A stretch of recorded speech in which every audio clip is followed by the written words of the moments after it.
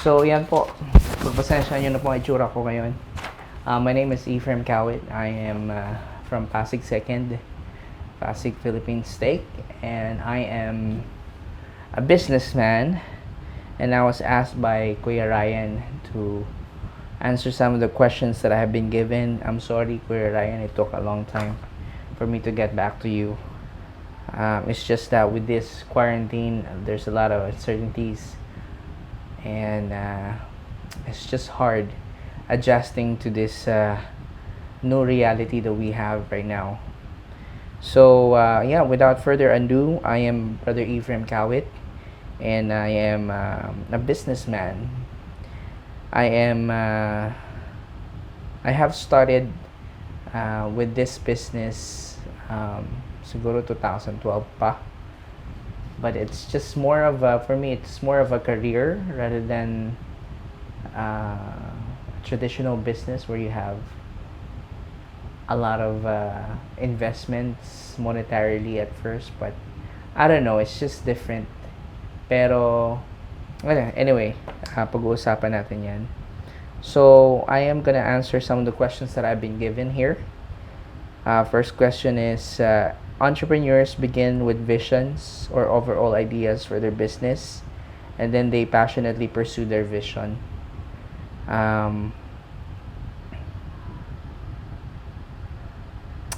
So, describe the vision that you have for your company.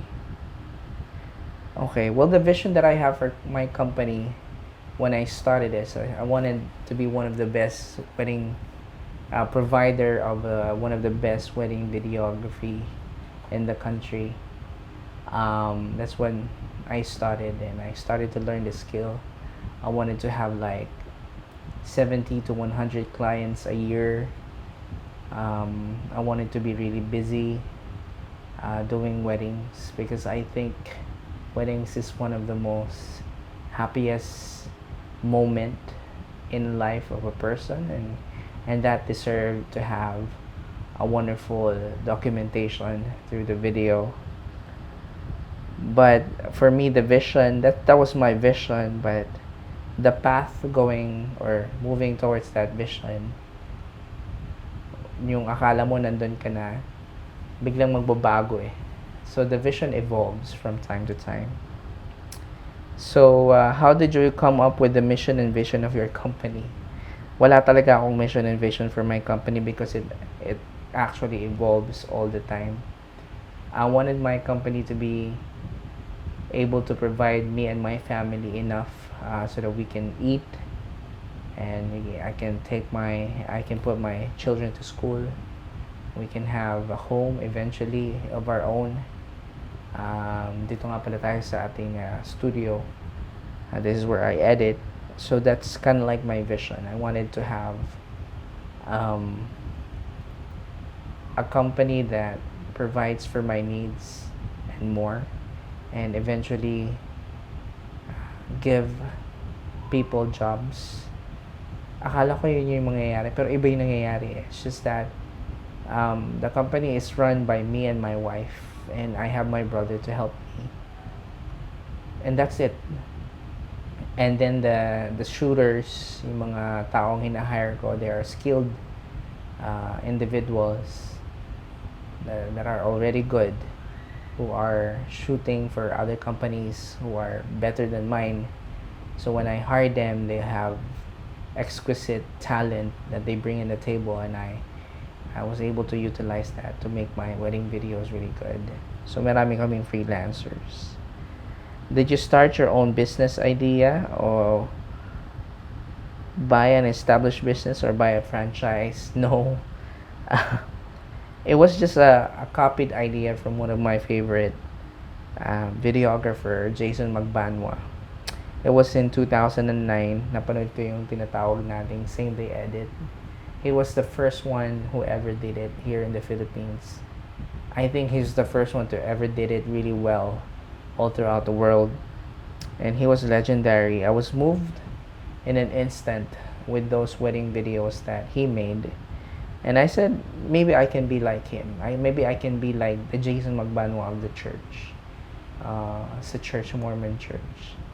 So, it kind of started there na yung mga kasal sa temple, ako yung gumagawa ng mga wedding videos way back 2013, 12, 2012, 13, 2014, yung mga yan. So, I started with that market. But I eventually moved on, and sometimes I do have weddings in the temple as well. If you started a business based on your idea, answer the question. In selecting your business idea, were you able to find something that you love to do and are good at doing? Well, when I started, ang kwento kasi nito, ever since nung umuwi ako galing mission, way back 2000 secret. Well, when I came back, I was called as the young single adult representative of the state. They have that calling before. And what happened there, we organized a film fest. Tapos, in-invite namin yung siguro 3 pang steak na kalapit namin sa San Pablo. So, San Pablo steak, we had Cabuyao steak, and then Lipa steak, and then we had Lucena steak. So that's four steaks. I think we had Santa Cruz steak as well. And then each steak will make a video or a film, and then ayun, film showing namin, may awarding, parang Oscars, and then dance afterwards. So it was a fun, successful activity. And then naging tradition na siya for like the next 2 or 3 years. So, every time na magkakaroon ng ganung activity, ako yung director, or sometimes ipapasok sa iba, pero ako pa rin yung nag-shoot. So, doon ako natutong humawak ng camera. Doon ako na-inspire na gumawa ng mga films, magkonsepto ng mga storya. And then, here comes the wedding video na napag-aralan ko, which is actually really good kasi you can earn money from it. So that's how it started, and that was my idea, is to continually make film. Ever since I came home from the mission, I was holding a camera. My camera evolved. I have spent so much money in my gears, and they eventually paid off. And now I'm actually doing some church documentaries, church projects, which is also awesome. How did you determine that your idea will fill in the marketplace? Well, pinag-aralan ko talaga maging magaling na editor, kasi sa wedding films, bihira yung ikaw na rin nag-shoot, ikaw pa yung mag-edit. Well, talagang hybrid yun pala. Pero dahil sa run and gun situation, at meron siyang spontaneity, kumbaga spontaneous yung wedding, hindi pwedeng i-direct mo yung mga couple ng masyadong marami. So you have to be really good in editing. So I hired or trained my wife, my brother, and then we hired professional and skilled videographers who can help us with the wedding video. And I'm the one who's editing. So I started editing, doing same-day edits for the temple weddings, and then eventually I went to the Catholic weddings, the Christian weddings, the Indian weddings then. So maging masaya siya. So I trained. I went to, besides for my personal training, I went to shoot school. Isa siyang parang maliit na school for aspiring videographers. And I learned how to do same-day edit. So may nagturo sa amin yung style niya, kung paano siya. Basically, natutunan ko paano mag-organize ang files, paano hanap ng mga importanteng clips sa wedding and then put it in a video para wala kang ma-miss. How to make an emotion out of the clips that you get from the weddings and put it in a wedding video right away, like right after the wedding ceremony, sa recession papanood na nila. So I became very passionate about that, and I am now one of the wedding editors na hina-hire din ng ibang company. So I think it will fill in the marketplace because there's a need, because of the booming business of wedding industry, and people are hungry for instant videos, instant sharing. You need to have the wedding videos ready, like on the same day. So that's where I come in.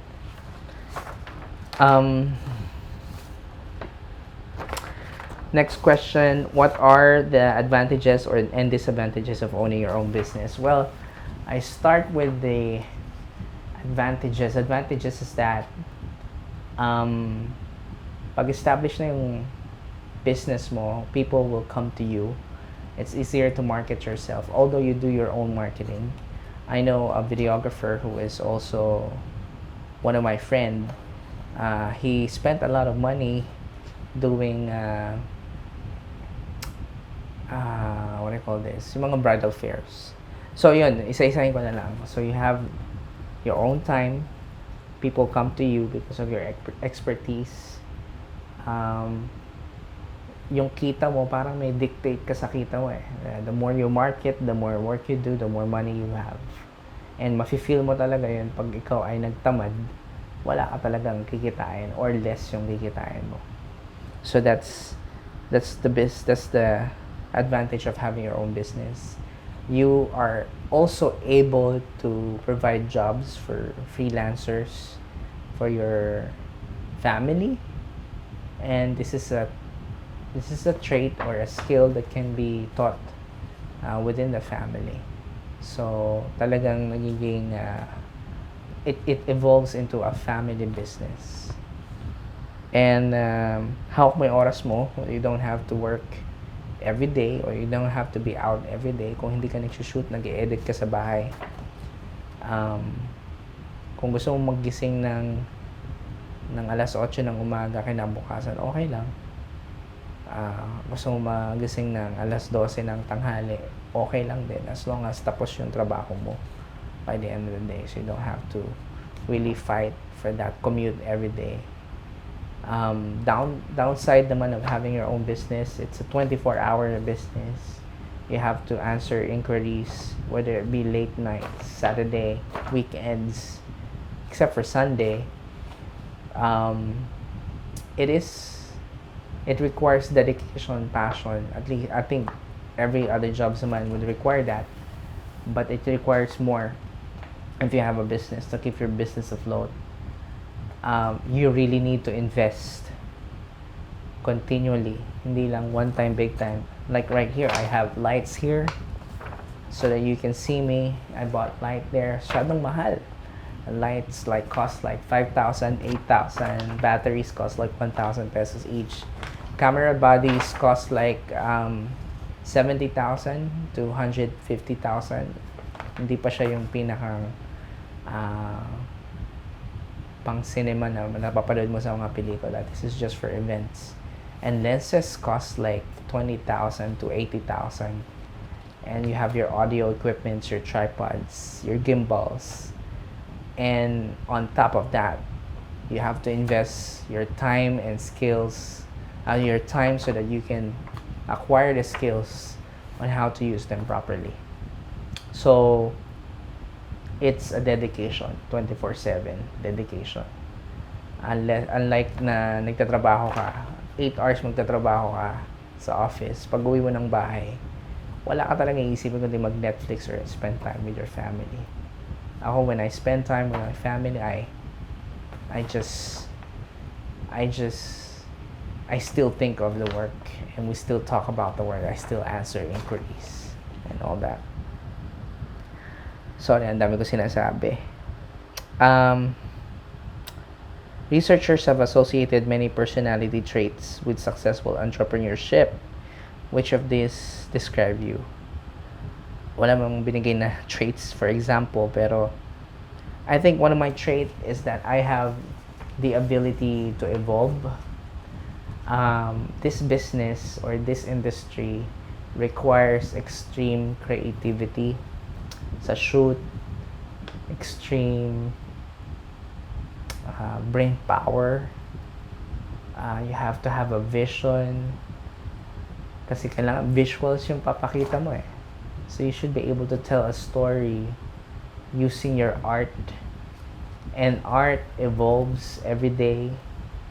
And new cameras come out parang cellphone. Every other year, merong bagong camera. So you have to really be able to, you know, in order for you to evolve, you have to keep on having clients so that you can fund upgrading your gears. That's pretty much it. So I evolve. It's this industry requires you to evolve, and I think I am very good at that. Which trait do you think contributed most to achieving your success? Yeah, katabi nung nag-evolve ka, nandun pa rin yung passion mo na kung bakit mo ito ginagawa. Ayun ay magkwento ka ng storya sa pamamagitan ng mga camera mo at lenses at sa mga audio equipments mo, sa movement ng camera mo, kung saan mo ilalagay yung mga ilaw mo. I think I have a passion in doing that. I want the image to be really good. Although right now, medyo mediocre kasi nasa office lang ako. Hirap akong ayusin to. I think that is one of the things the traits that I have that contributed to my success. Other traits that I have is that I need to be a really good businessman too. So, aside from an artist, so dalawang tao ka dito eh. Artist ka, businessman ka rin. So you know how to market yourself really well. You know how to pray and fast every as much as you can, so that people or Heavenly Father will be there to help you, to guide you, to lead you to the right clients. Kasi minsan may mga clients that can actually destroy you afterwards kasi kung hindi mo kaya yung pinapagawa nila or they have been too demanding. So I'm just grateful na yung mga clients ko have been very trusting of me, and whenever I deliver the output, they are happy and they actually let me use my creativity so that I can provide the output that I promised. So I think it's very important to have a good communication skill, to be open, never assume anything. Everything has to be black and white. Everything has to be on paper first, especially with a contract. Kung ano yung mga ipoprovide mo, gamit, time, oras, mga software na gagamitin mo, lahat yan, in-invest mo yan. You have to tell them na you're passionate about your job at ito yung kailangan ko sa trabaho ko, that's why it costs this much. Parang ganun. You just have to basically communicate really well. Hindi to pamurahan.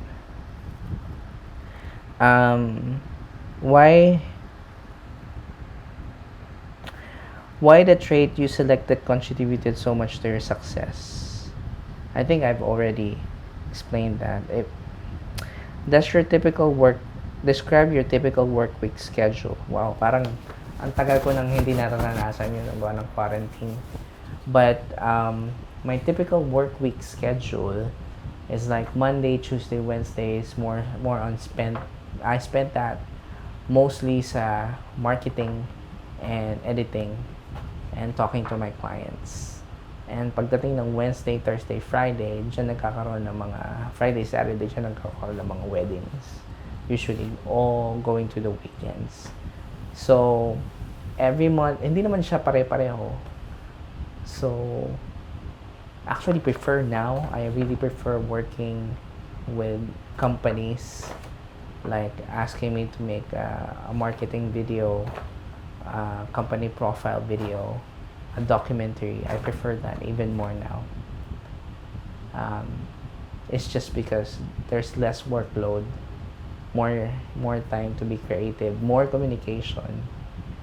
Sa wedding masyadong spontaneous, mabilisan. Pero they are both good, but the company work has more money in it. Okay. Describe a setback or failure in your business and how you responded to it. Actually, this is like, I think for the first time, ito yung pinaka-setback. Quarantine. And I felt na mahirap kasi na-cancel lahat ng mga weddings namin. Even my online work. I have clients from abroad who's hired me to become editor, they're also not giving me work because now they have time to do their job na pinapasa nila sa akin. So technically, I have zero work right now for the next 2 months. And wala naman akong pinapasweldo kasi per project basis naman yung mga bayad ko sa mga tao ko. So right now, I'm actually focusing on going online again, like teaching English and all that. Not business related, but it's just, katulad nga sinabi ko, this business is more of a career rather than an actual business.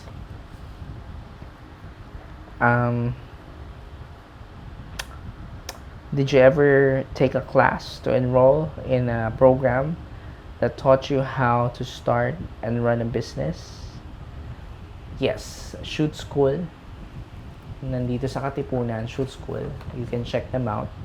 And Rebelde Film Camp. 2017, sumali ako ng Rebelde Film Camp. It's a 6-day camp with training in regards to making films. Actual films, like short films, full-length films.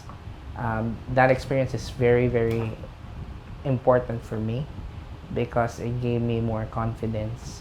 Noon nandun kami, nag-training kami how to become a director, cinematographer, and actor. May mga nag-attend ng acting workshop, cinematography workshop, and directing workshop. I attended directing workshop and writing a story, screenwriting. Yun, nagbuo kami ng group and we eventually won. And I won the best director there. It's just a fun activity. And I know I was good. Yabang. Okay. Did you have a documented business plan? Business plan, no. Did you use it to explain to sell your business idea? Hindi po ako traditional business. Was it necessary to get the financing you need? Was it necessary? Yes.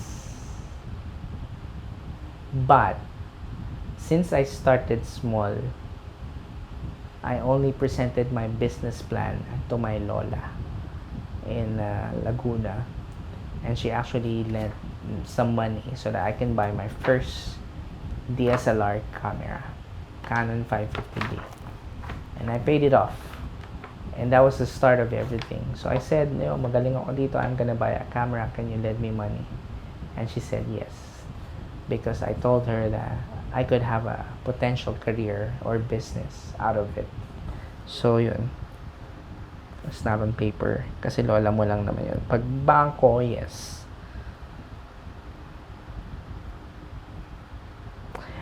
Did you budget enough for your startup costs?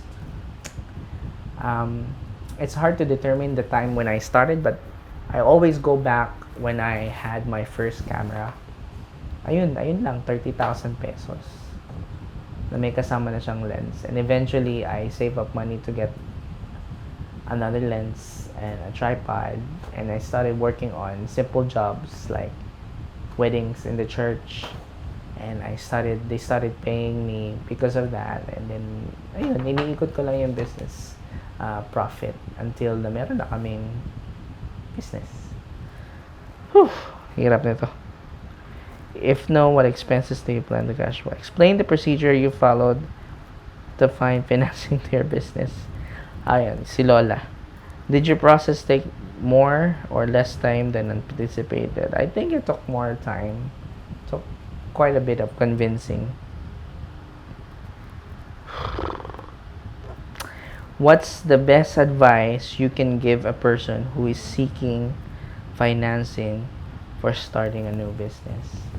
I think it is important to have, naniniwala ako, tinuro to sa ACE, sa Academy for Creative Enterprise.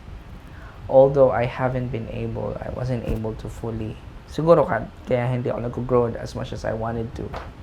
Because I'm very focused on the art side of the business rather than the business side of the business. I think that's my downfall. Pero sabi sa Academy for Creative Enterprise, everything has to work first on paper before it actually works. For example, kung ano mang industry meron ka, you have to know the in and outs of that industry. You have to write it on paper. Kung food industry, catering man yan, dapat meron ka na nakasulat ilan yung ano yung business plan mo, mission, vision. I still believe that those are important, and I still believe that those are basic and you have to do it. So everything has to work on paper. Kung papailawan mo yung isang bumbilya, kailangan umilaw muna siya sa papel bago mo siya gawin talaga. So that's my suggestion. It's not suggestion, my advice is that to really study hard, pray about it 10 times over, lalo na if you're gonna give up your work. Ang sinasabi nila palagi, you can actually start it up right away while working, and when you're having a business na nag-grow on the side, kailangan triple na yung kinikita ng business mo bago mo i-give up yung work mo. So study hard, apply it right away. Pagsabayin mo, kaya mo yan para matutunan mo yung business mo. So in case na magkamali ka or hindi kumita yung business mo right away, you still have your job.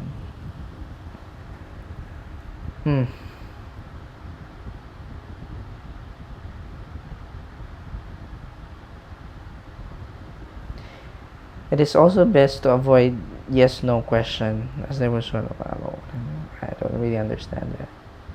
So I think yun na yun. Business should be a revelation. I remember when I started doing weddings and making videos, when I first exported the first video I made, it really felt good. Addictive siya sa akin, and it really felt good, and I just wanted to be better and better and better. Again, I'm more of an artist rather than a businessman, kasi kung businessman ako, kaya kong mag-provide ng 8 kasal sa isang araw. I just need to hire freelancers to do that for me. But I really care about the quality of the work. The quality of the work comes from the people who are passionate about who's doing it.